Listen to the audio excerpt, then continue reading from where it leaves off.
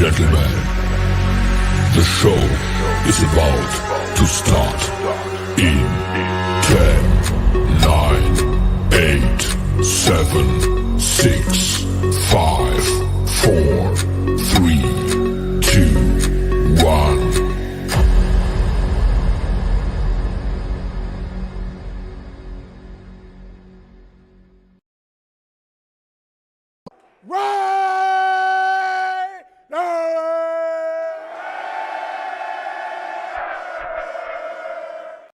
The following program is rated TV MAL. It contains strong language and is intended only for mature audiences.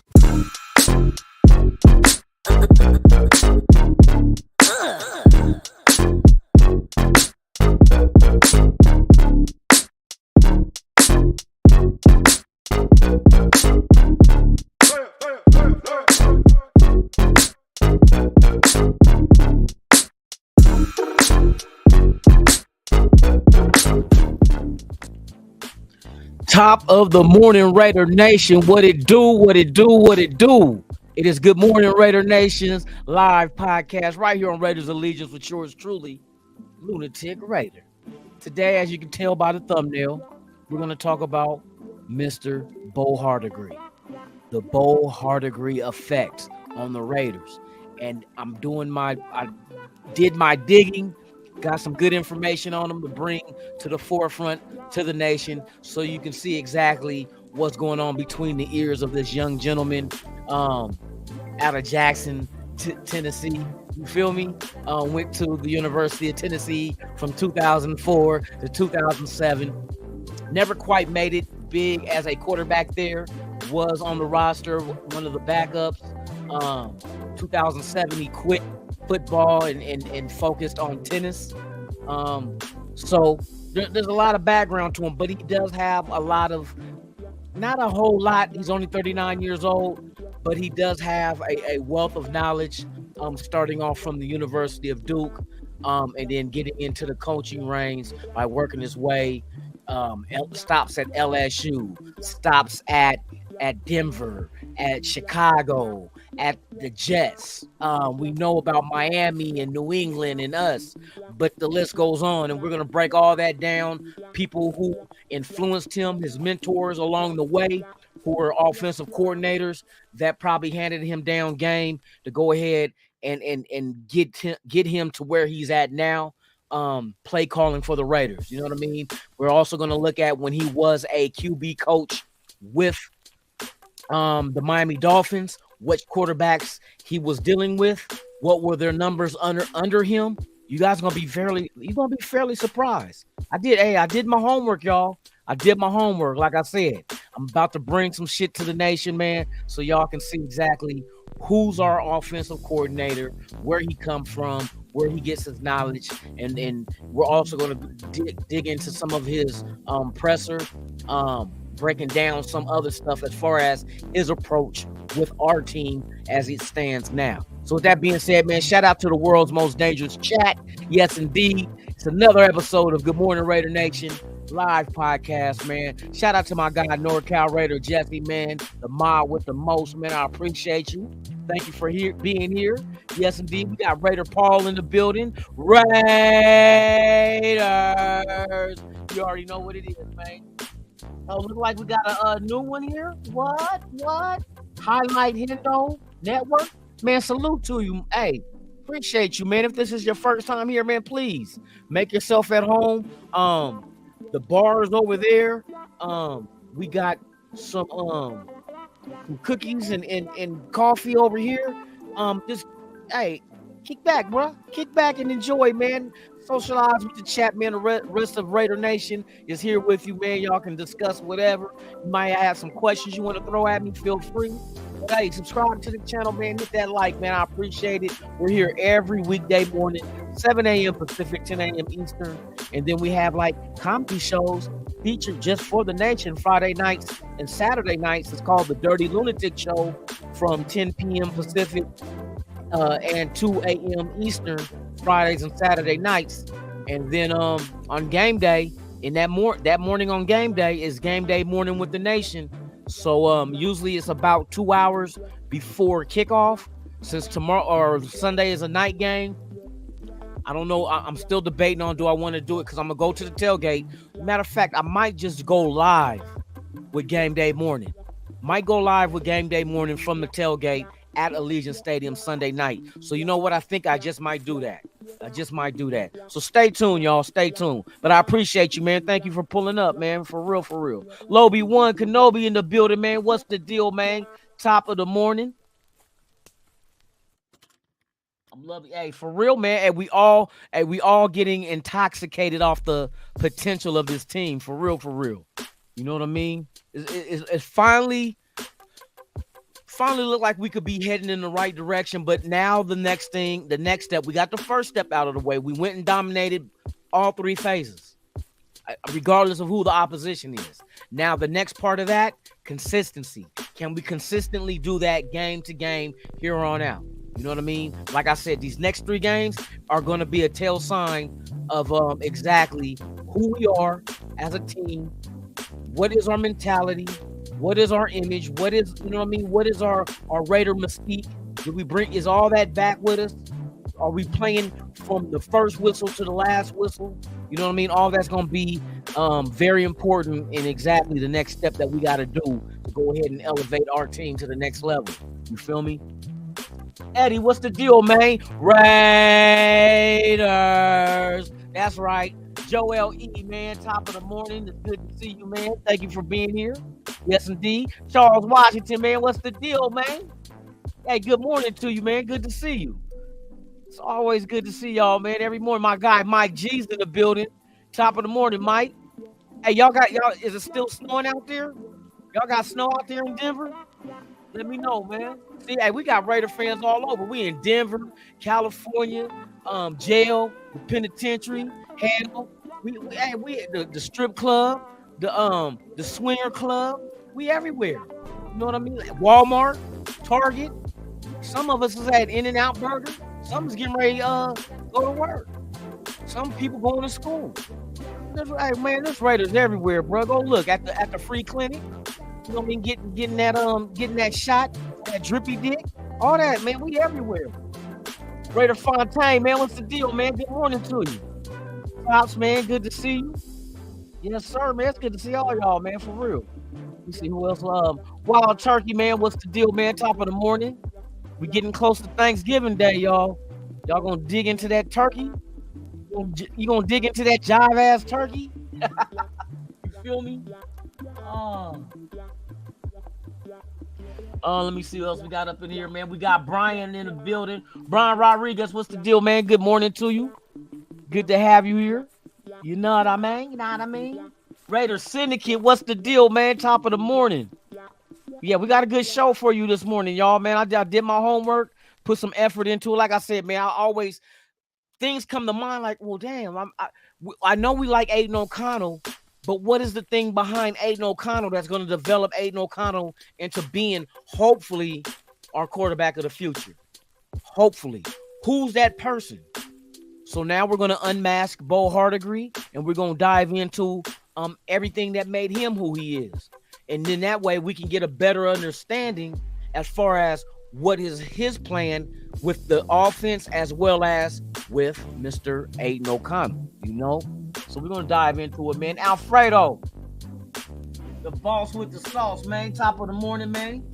Good to see you. Yes, sir. Yes, sir. Yeah, we got, hey, everybody. Chris Ariola, man. What's the deal, man? Good morning. Top of the morning to you, man. Eagletarian 207. I see you, brother. Yeah, that's right, on a Wednesday, bro. It's good to see y'all, man. For real, for real.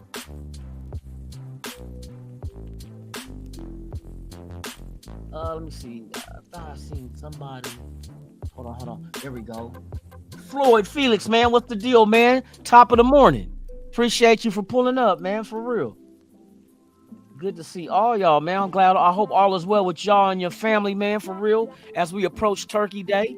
What, a couple of more weeks? Huh? That's right. All right, man. Let's go ahead and dive into the show, man. We got a good show for you. We being me, myself, and I. But salute to the chat, man. The world's most dangerous chat. Like I say, This is what it always has been about. It always has been about the Shield. No one's above it, no one's below it, except for all the other 31 teams that's below us. But you know what I mean? Hey, the cream rise to the top. So, like I always say, man, without you, there's no me, and without us, there's no nation. There's only one nation, the Mickey Ficky Raider Nation, man. Hey, salute to y'all. All right, let's get to it. You feel me? All right. So I did a quick rundown. Bo Hardegree, 39 years of age. The young man attended the University of Tennessee. He was a quarterback. Wasn't the starter, but was on the roster. You know what I mean? And a lot of times you get a lot of knowledge from that angle. There was some good quarterbacks ahead of him. I think they won the conference in 2004, his freshman year, in 2007, his senior year. Yeah, but that was just the beginning, y'all. That was the beginning of his journey going into coaching. We're gonna break down his all his stops, and then we're gonna tie in his stops along the way, the people either who influenced him or who he influenced. You're gonna be surprised by the numbers of these quarterbacks that he dealt with as a QB coach with Miami, bro. I was like, oh my goodness, he did his thing as a QB coach, you know what I mean? But let's go ahead and dive into it, man. Let me bring up these stats, man. For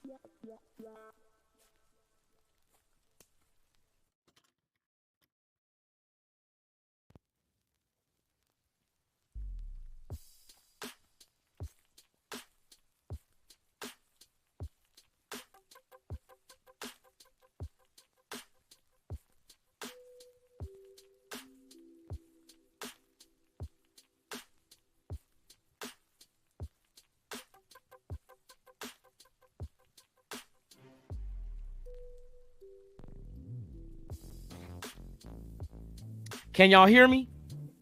Can y'all hear me now?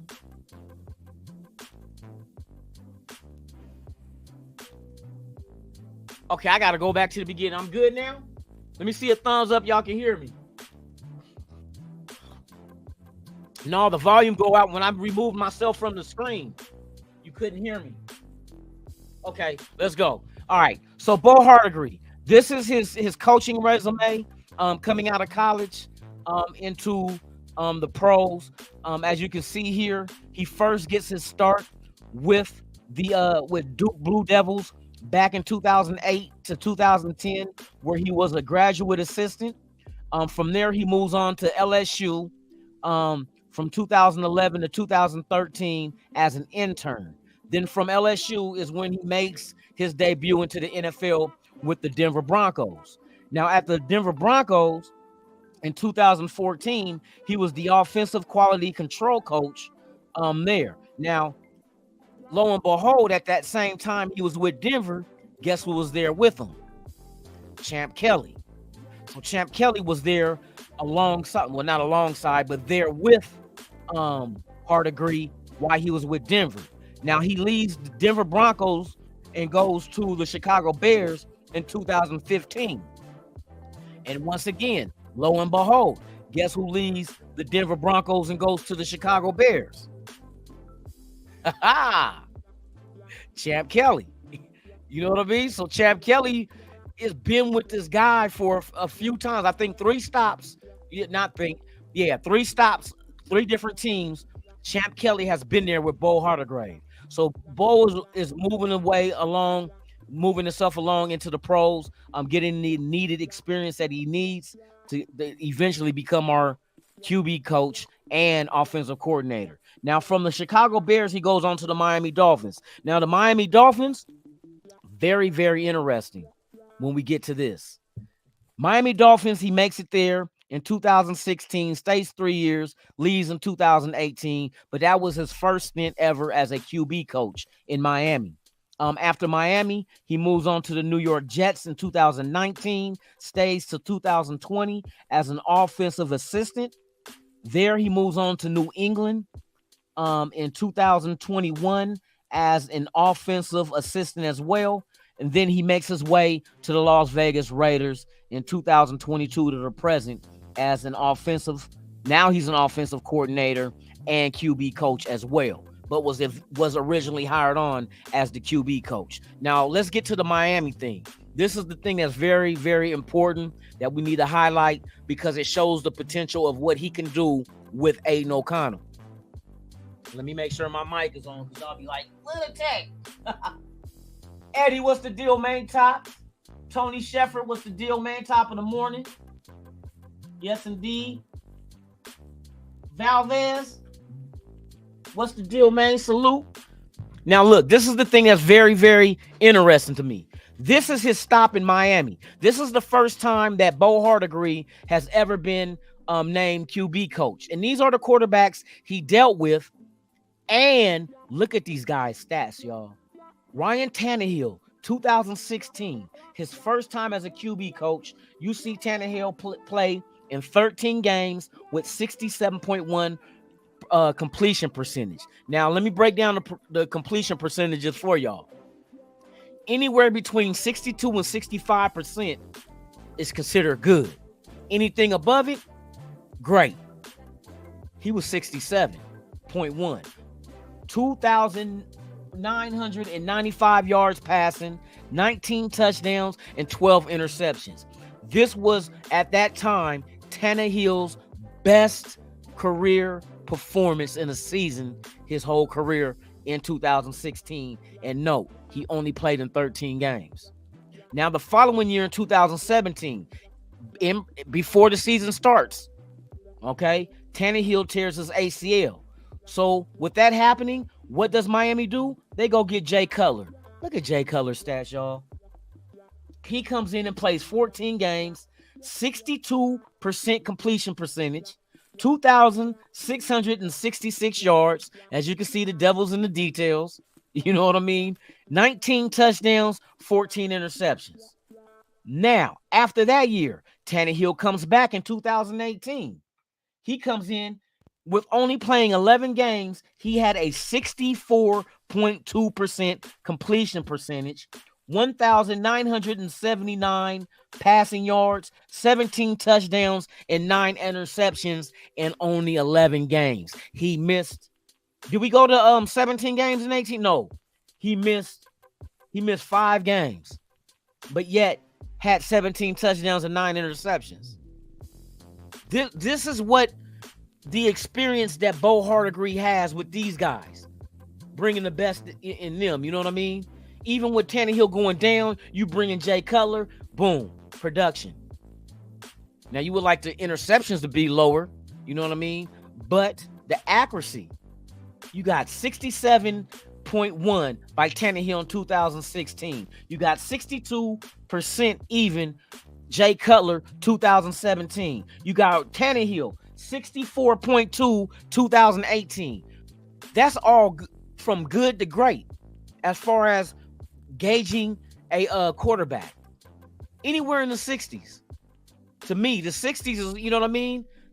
Bruh, out of all the passes you pass for a whole season, over 60% completion, Bo Hardegree, y'all. Bo Hardegree. For real, for real. Shout out to Rafa, man. Top of the morning to you. Raider Owl, top of the morning. Thank you for being here. All right. So this is the quarterbacks that Bo Hardegree have had his hands on as QB coach. Now let's move on to these are the guys that he had as offensive coordinators at his stop. That's all been involved with him. As you can see, the one main dude the name that keeps coming up is Adam Gase. Now you can see that Adam Gase had him with the Broncos in 2014. Also had him with the Bears in 2015. Then Dolphins, he goes from 2016 and 17. He's with Clyde Christensen as the offensive coordinator.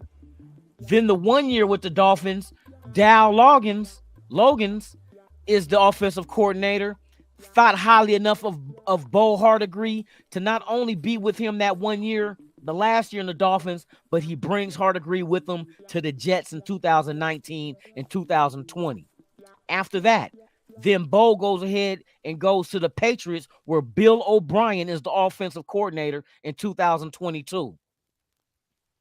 Because after that year, that's when Patricia took over as offensive coordinator, was in 2023. But Bill O'Brien was the offensive coordinator with Bo Hardegree.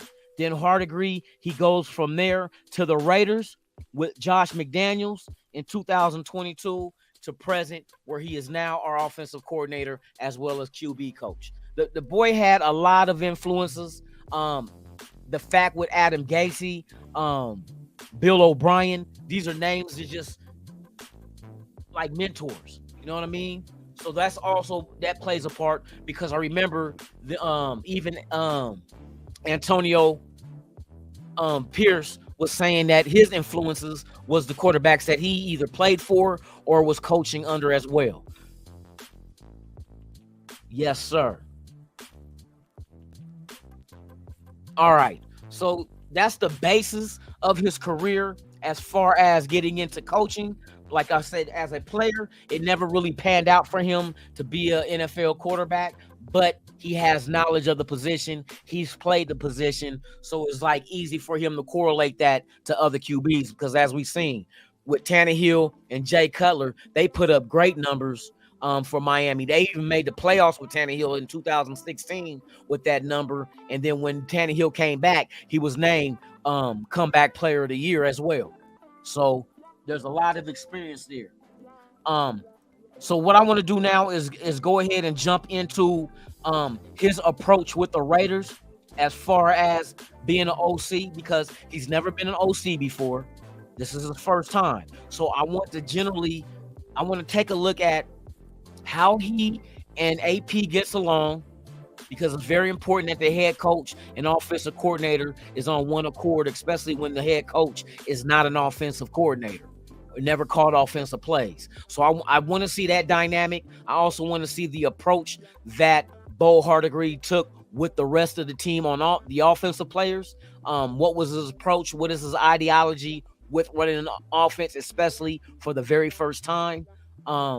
As well as how important the deep ball is to this offense and so forth. So we're going to go ahead and I'm going to shut the hell up, and we're going to go ahead and get into more of this, man. Let me turn this music down so y'all can pay attention to this presser, because he said some very interesting things at this presser, man.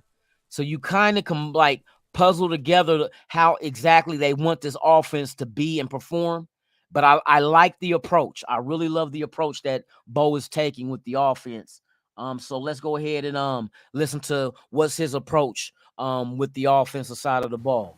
Several players, including Josh Jacobs, was talking about how you kind of sought their feedback of like what's working, what plays do you run well. I guess how important was that for you to do that, and why do you do that? I just want them to feel confident and comfortable, and like I told you, I went into everybody's rooms, kind of when we hit the ground running on those first couple meetings, and just let them know kind of me, and then get some feedback from them. And I, even during the game, I'm telling them kind of what's coming up, what I'm thinking, what are they seeing, which is important. They're the guys out there. I'm calling the plays, and I want to call plays that, they feel confident about. And if there's something that I really want to get out there to them, I'll let them know it's coming. And it's just constant communication with those guys.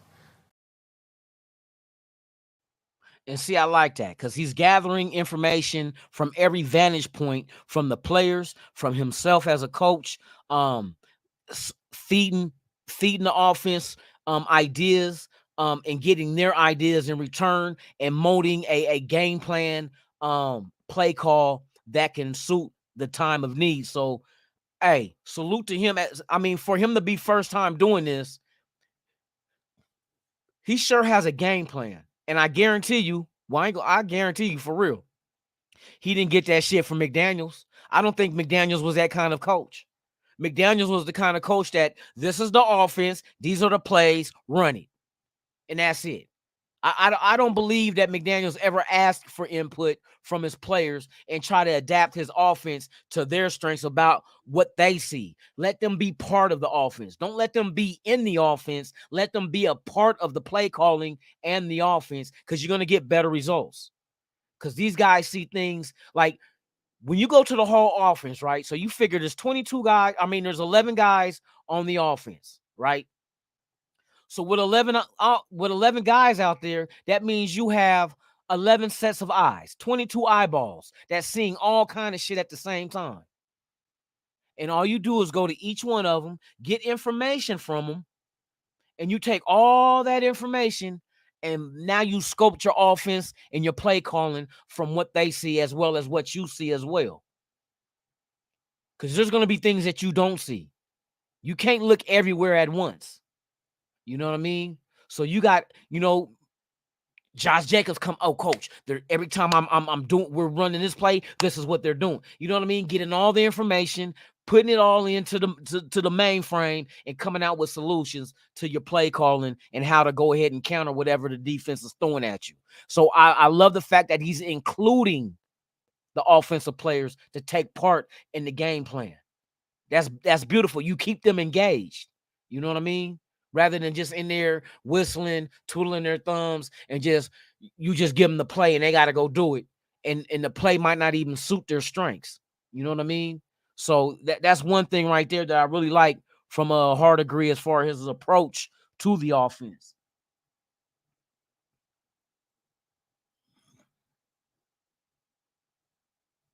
Nobody likes McDaniels. From what I'm hearing, a lot of shit is leaking out, y'all. A lot of shit is leaking out. Just, over time, that which is kept in the dark shall soon come to light. So be blinded by the truth and to never regain your sight. So let's say grace with your opinions of me being the feast. You should have left well enough alone, but you chose to awaken the beast. So cease to exist when I discover your locale and cringe in your sins when you hear the hounds of hell howl. Okay, let's get back in. I got bars. Let's see. So here's another aspect that I want to see the relationship between HARDEGREE and Antonio Pierce. Both of them first time coach, first time offensive coordinator. So sometimes you would think the game plan might be a little rusty, might need to be ironed out. You might run into a couple of walls, you know what I mean, while you figure shit out. But if you approach it right, then the outcome should be good if you take the right approach. So this is the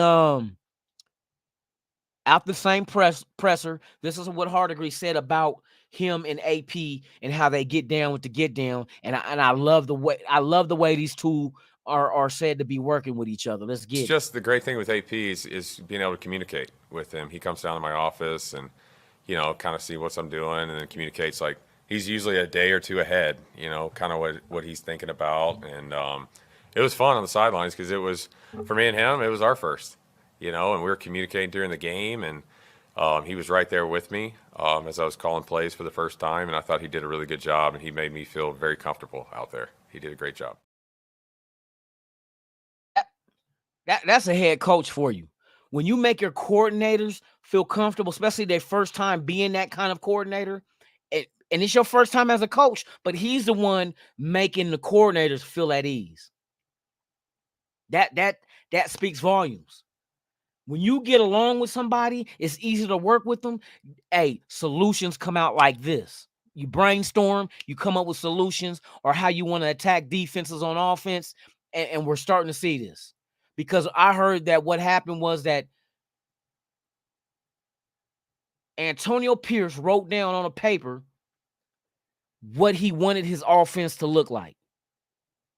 You know what I mean? They want to attack. They want to be aggressive. They want to, take the lid off the defense. There's a lot of shit.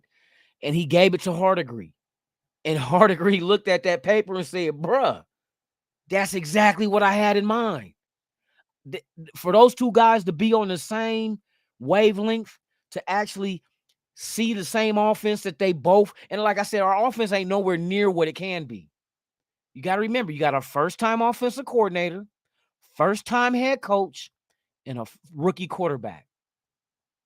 But we're going to get to the relationship between HARDEGREE and Aiden O'Connell. That is another thing. When you hear this shit, you like, God dang. I think these three were meant to go ahead and two-step with each other. You feel me? So let's go ahead and continue on. We'll get into the AOP or we'll get into the Aiden O'Connell and HARDEGREE's relationship in a minute. Who did I want to get into next is now here's one aspect of the offense. Like I mentioned, how they wanted to go ahead and bring in the deep ball and how important the deep ball is in this offense and how it prevents teams from wanting to stack the box against Josh Jacobs. Hey, listen to the man, for real. Well, the bomb and the long play, you had those routes early on even, didn't necessarily go with them, but they were there. How important is stretching the field so that teams can't do what they've done all year and stack the box? It's very important. So it was an emphasis, and I'm glad. I told myself I was going to get those called early for those guys. They deserve that, and I'm glad they went out and executed it. So the deep ball is a must. It is a must to open up a lot of things on this offense, and we've seen this past week.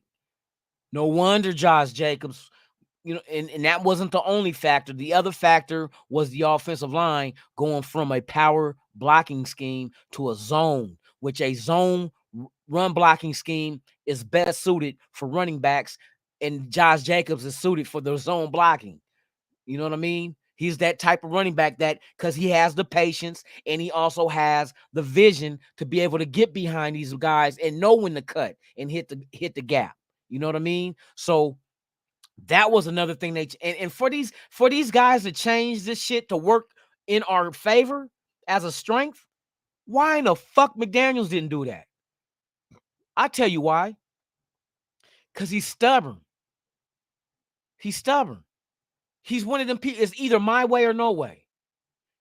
Either you run what I'm putting into the game for you guys to run, or don't run. Or don't run. And we know that he had his favorites. He played favoritism. We've seen that with Renfro. Now you see Renfro go out there and he makes some big plays. You know what I mean? Like, Ben could do that. But somebody must have thought that he wasn't capable. Go figure. You know what I mean? Also, Pyro, what's the deal, man? Tops to you. Also, there was things coming out about with the front office as far as McDaniels and Ziegler go. I thought Ziegler was the GM that ran the shit with the decisions. I was wrong. It's the other way around. I do not believe a head coach should be the GM and you got a GM. Why you got two GMs? And it wasn't just two GMs. Let's keep that in mind. It was Josh McDaniels, the last word. Ziegler, and don't forget Champ Kelly was the assistant GM. But the one that had the final say-so was McDaniels. And McDaniels made dumbass decisions where, one, they let Stidham go. I heard they lowballed him with a contract and they let him go. I heard Ziegler wanted to keep Stidham. McDaniels wanted them to just go ahead and let him walk. Then, with the Garoppolo thing, McDaniels wanted Garoppolo. Ziegler didn't. But he got overrid by McDaniels. McDaniels is not a GM, bruh. We know this, but they're not here no more. So let's move forward with who we have at hand. And I think these guys that we have here already, I think if they continue to move the needle like they've did this past week and continue that momentum, continue that trend, and not just win games, but by a large margin, bruh, I don't think we need to do a coach search. I don't think we need to search for a GM. I don't think we need to search for an offensive coordinator. I don't think we need to search for a quarterback. Let these guys grow together. If they're all rookies doing what they're doing, let them all groom and grow together. Don't try to go replace what's working. And none of them has hit their potential. AP is nowhere near a coach he could be because this is only one game. Aiden O'Connell is nowhere near the quarterback he can be. He only had 2 games. Bo Hardegree is nowhere near an offensive coordinator he can be. He only had 1 game. And Champ Kelly, as the main GM, has nowhere near what he can be as a GM because he only had 1 game. He brought in some people. He made some moves as far as personnel goes. Bringing in linebackers, tackles. So I say, let him ride the season out. If this season ends on an up and up, you do not mess with the chemistry that these guys, and it's beautiful when these guys are building the chemistry together at the same time. It's kind of like, let me give you an idea. You're better off having a team, right? Say, for instance, you have a team and everybody on your team is rookies, right? We know none of them is nowhere near the ceiling, right? But just imagine the thing, that the beauty of it is they all grow together.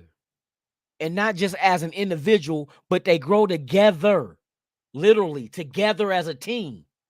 They know each other's tendencies. They know what they're thinking. And since this is my segue, as far as being on the same page and growing together and learning and knowing what each other is thinking, let me go ahead and jump into what HARDEGREE said about Aiden O'Connell and their relationship. One of the things you kind of joked about last week was just, knowing, make sure you hold the button down. Yeah.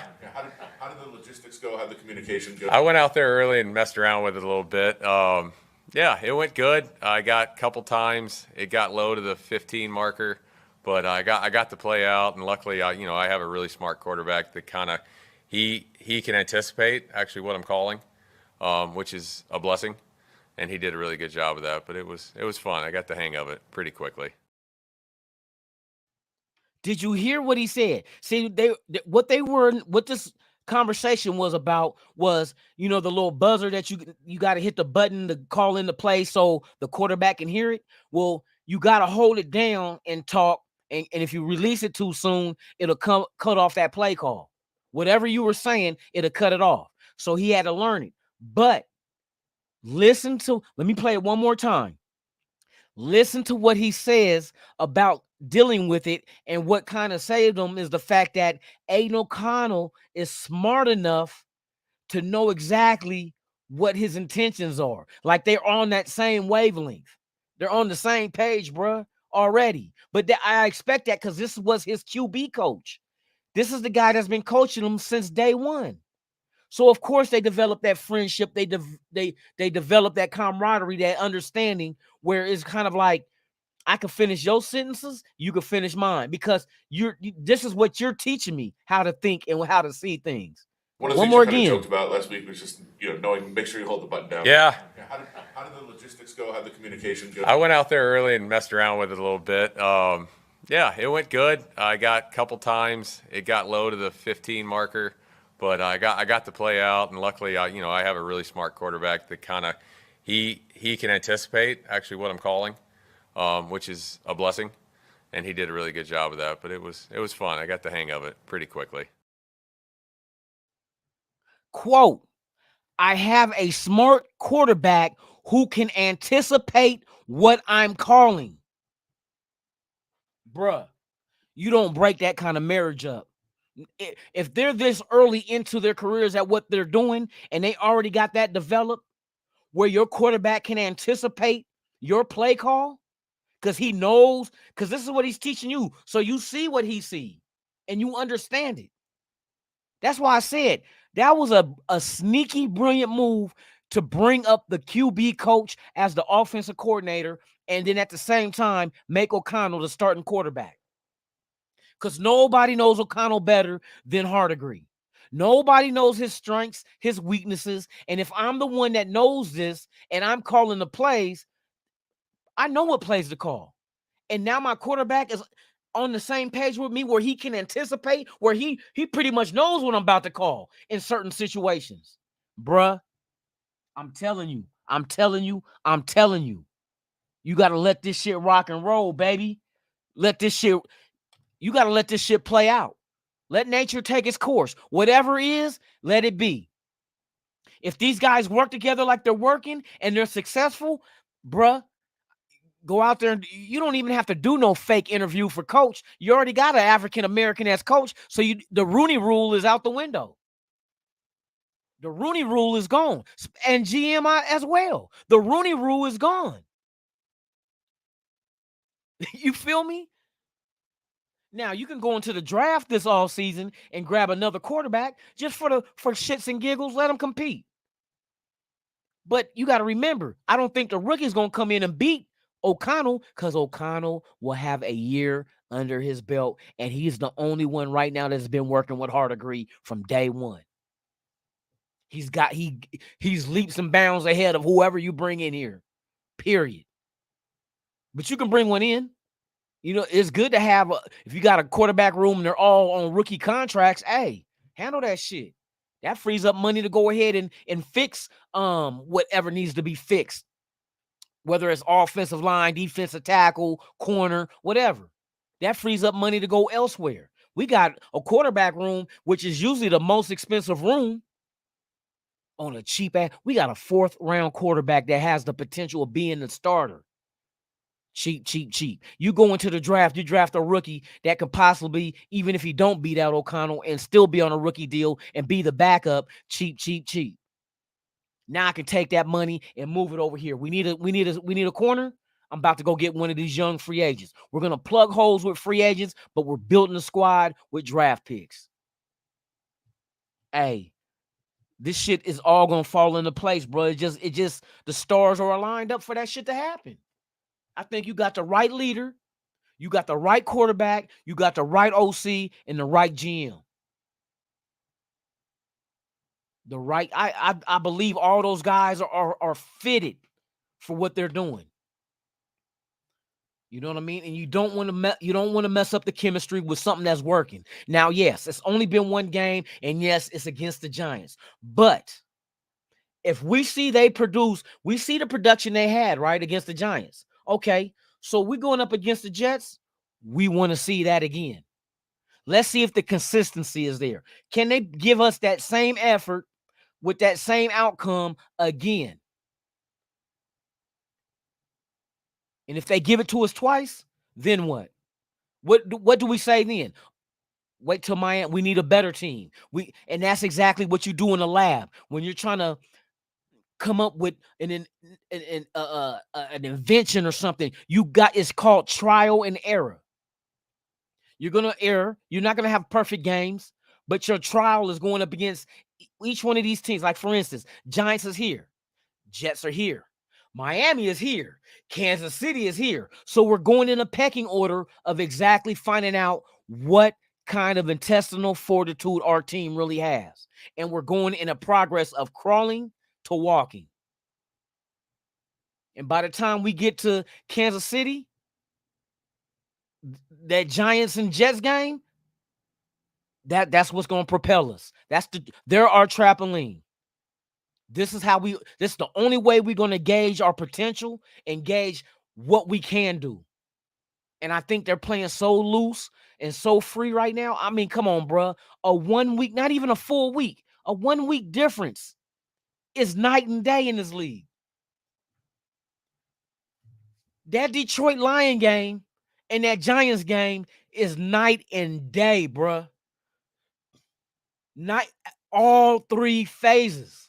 Let's talk about the special teams. Our kicker. You know what? You know what he averaged on punts? 63 yards. And that's the most ever in NFL history for at least 4 punts or more. 63 yards a punt, bruh. That's allowing our defense to start with these dudes' backs to their goal line damn near.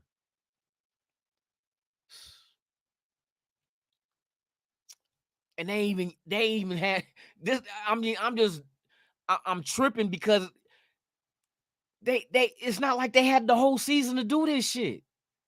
You made a couple of tweaks, and the tweaks that they made, let's get this right. That mean they quickly identified the problem from the get-go when they fired McDaniels and Ziegler, and they benched Garoppolo. They knew the trouble points because they went in straight. I didn't know that AP was going to be named coach, bro.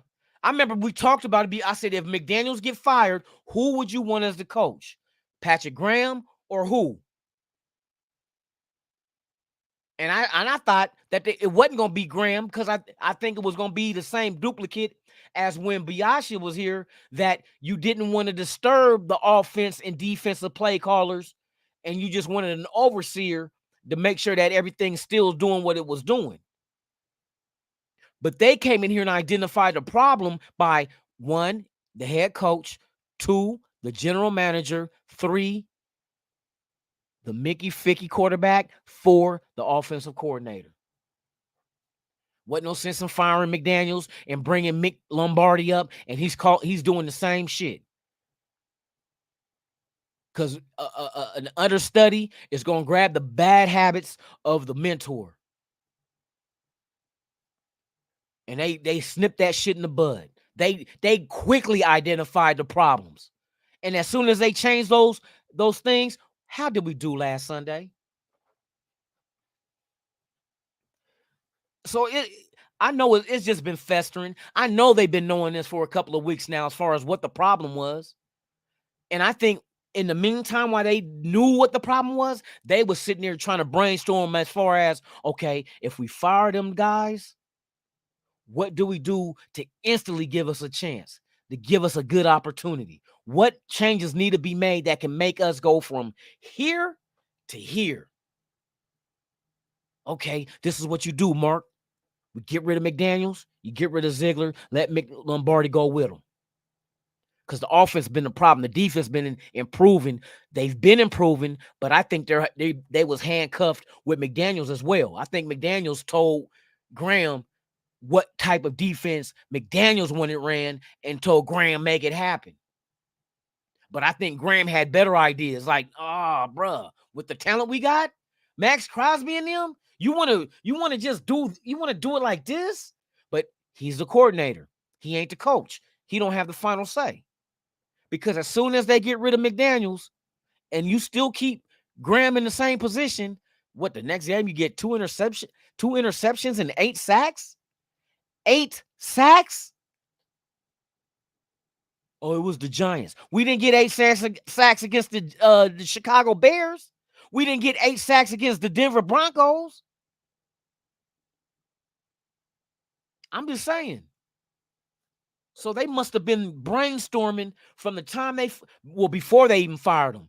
Like, if I'm going to fire these guys, who do we go with? They had to know what this is, because as soon as they fired them, then it came out, Antonio Pierce is going to be the interim head coach.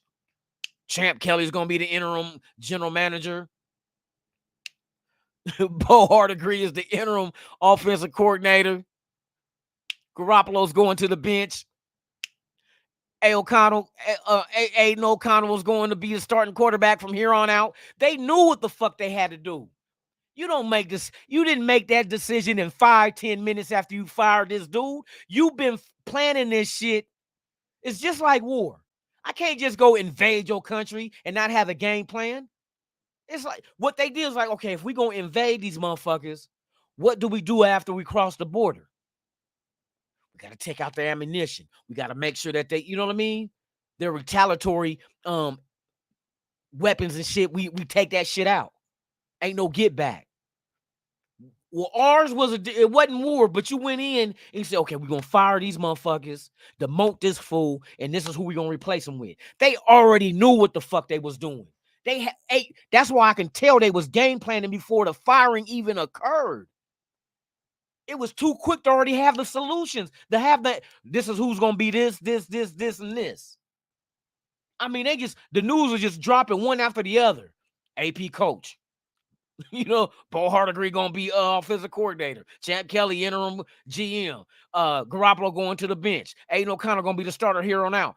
I'm like, y'all was planning this shit. Y'all planned the coup. Y'all had the overthrow on pause. Man, for real. Hey, Tony Sheffer, hey, bro, I'm telling y'all, you sit back and you look at this shit, man. This is chess, the art of war. You got to think so many steps ahead. You can't just go in and make the move and not think what the repercussions of that move is going to be. So they had to know what move they was making and what was going to come behind it. And that had to happen way before the firing, because that's not decisions that you make up in a 30-minute meeting. That's too many different positions and too many moves to make in 30 minutes. So they they said that Mark Davis was upset after that Green Bay game. Even though they won it, that's what pissed him off because of how we won. And then the Bears didn't make it no better. And I think the Bears game is when he started game planning. Got his people together and was like, look, if we lose this Sunday night game against the motherfucking not the Sunday night game, what was it? Monday night game against the Lions, bruh, we got to get ready. It's got to be a call for action. We got to move swift, fast, and quick because we're halfway through the season and we got hope. So what if this happens, if we have to fire these motherfuckers, who do we get to replace them that's going to make the team better and not give us a step back because we done took a coordinator away from him coordinating the defense or offense and then put them as a head coach? Because that's what would have happened. They had this shit ready, bruh. They had this motherfucker ready. They had the sniper on the roof. They waited for McDaniels to go ahead and wipe the ketchup off his mouth from eating that motherfucking Big Mac. And as soon as he stepped his old goofy looking ass out that front door, bam! Target down. And you look up on the roof and see Mark Davis. He done cut off his motherfucking bangs so you didn't recognize him. He was in stealth mode on the roof. Sniper finger on his ass. You feel me?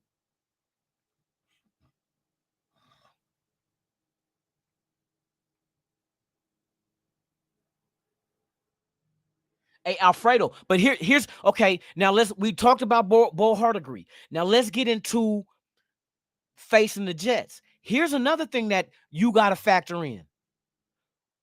Y'all, okay, if any of y'all are E40 fans, do you remember E40 came out with a double CD years ago called The Element of Surprise?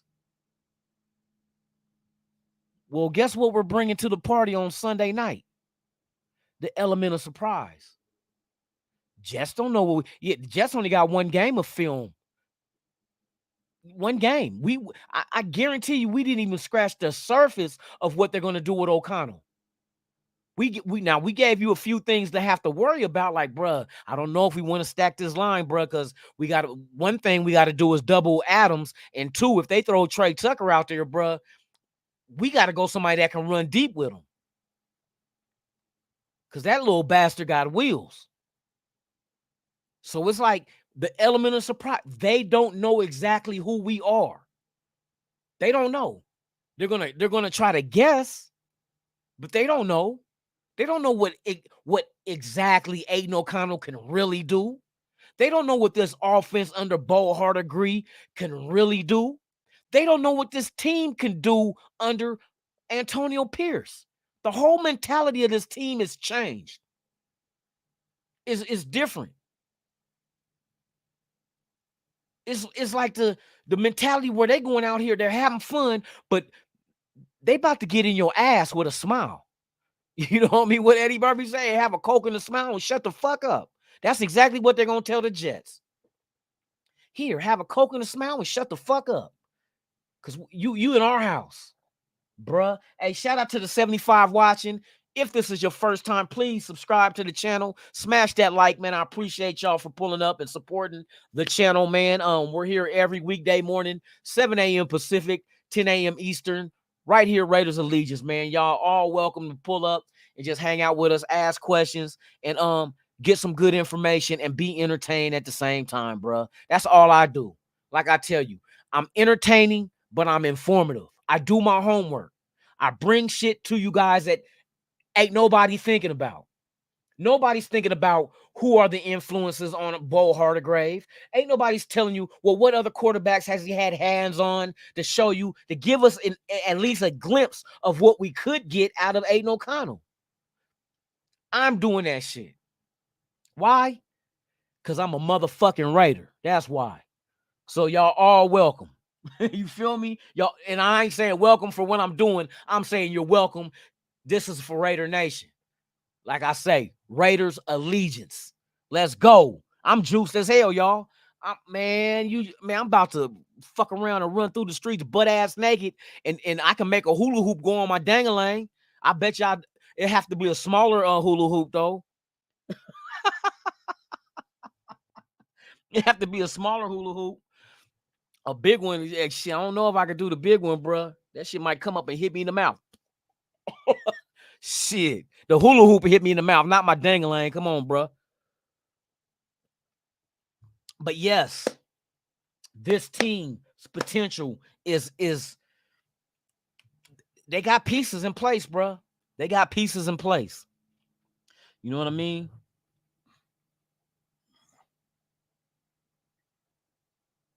You said cheerio. Cheerio, mate. The good salute you, good stuff, man. Hey, thank you for pulling up, man, for real. I appreciate y'all, man. But yeah, man, hey, the Jets don't know what is gonna hit them. We got a whole season of what the Jets can do, especially what they can do without Aaron Rodgers. It only took 4 plays for him to go down. So we, ever since week 1, we've been knowing what they can do. Hey, Max Crosby, go eat. Like Antonio Pierce, go eat, bruh. Go eat. To you other guys on the defensive line, meet Max Crosby at the quarterback. We having dissection today in biology. We're dissecting a quarterback. Bring your X-Acto knives and your goggles. Proceed at your own risk. You feel me? That's how it's going down. So with that being said, man, hey, shout out to everybody in the chat, man. I appreciate y'all, man. Hey, I'm juiced. I am juiced. I am juiced.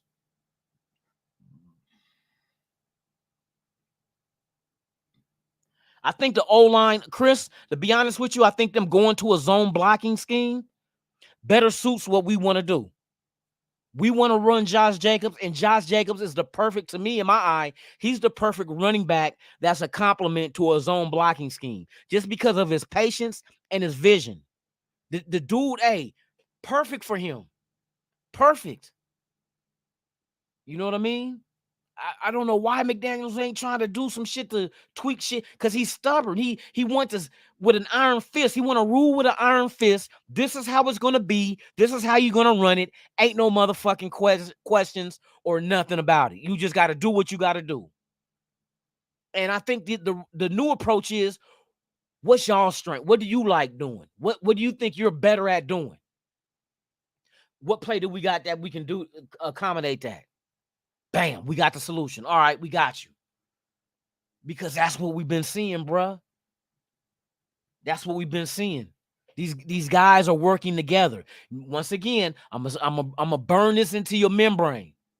And I've been saying this ever since the damn day before the season started. I told you, and it's a simple slogan that a lot of people already know. And y'all heard it day in, day out, week in, week out. The machine as a whole is greater than the sum of its parts. Individually, it don't matter. But how do those individuals work together? You seeing the defense starting to do it? Look at 8 sacks last week. 3 were Max Crosby's, right? Where the other 5 come from? Oh, the other parts. So together they had 8 sacks as a whole. That's what I'm talking about. How many receivers did we have last week? Oh, we had 8 different receivers, 8 different parts. But receptions as a whole, 30 points as a whole. That's what I'm telling you guys about. That's exactly what I'm telling you guys. The machine as a whole is greater than the sum of its parts, and the machine is not even done being built. That's the crazy thing. They're in the process of it. You know what I mean? It's like having the 1987 Buick Grand National, because 87 was the last year that it came with turbo. We got the last turbo. You know what I mean? We got the last turbo. So let me go ahead and shut this down, man. I appreciate each and every one of y'all. Joel E. Raider Gabe is in the building. Chris Areola. Yes, indeed. Troy, what's the deal with you? Greg Lira, what's the deal with you? Tops. Yes, indeed. Pookie and Ray. What's the deal, man? Tops. The good stuff. Give all y'all love, man. Y'all flowers right now. Man, for real. Appreciate y'all for pulling up, man. It's always been fun. Raider Man 81, Ja Raider, Pyro. Yes, indeed. The good stuff. Raider Al. Mike G. Yes, indeed. Raider Syndicate. Hey, Luna. Imagine we still had. Bruh, I know. Just imagine if you still had Ruggs. But you know what? I think Trey Tucker. Hey, when Trey Tucker stretched out to catch that pass, bruh, impressive. Because nowadays, dudes don't sacrifice themselves like that no more. I done seen plays where the ball was overthrown, but not to the point where if they dove for it, they had an opportunity of catching it. And that was a pretty ass catch by Trey. Hey, Trey Tucker, man, my hat's off to you, bruh. You did the damn thing, bruh. That's a heart of a Raider. That is truly the heart of a Raider. You know what I mean? No surrender, no retreat. That's how we got to get down with the get down. So with that being said, once again, man, please subscribe to the channel. If you have not, smash that like button, man. I appreciate each and every one of y'all. I'll be back tomorrow morning with another edition of Good Morning Raider Nation live podcast right here on Raiders Allegiance, man. Salute to y'all, man. Y'all the real MVPs of this shit. Let's go Raiders, man. Every day that passes is every day we get closer to beat the shit out of a Jet. You feel me? Mayday, mayday, the jet is going down. The Jets is going down. Mayday, mayday. The Jets are going down. Yes, indeed. They're going down in Allegiance Stadium. I'm Lunatic Raider. This is Raiders Allegiance, man. Like I always say about this time. I'm out this B-I-N.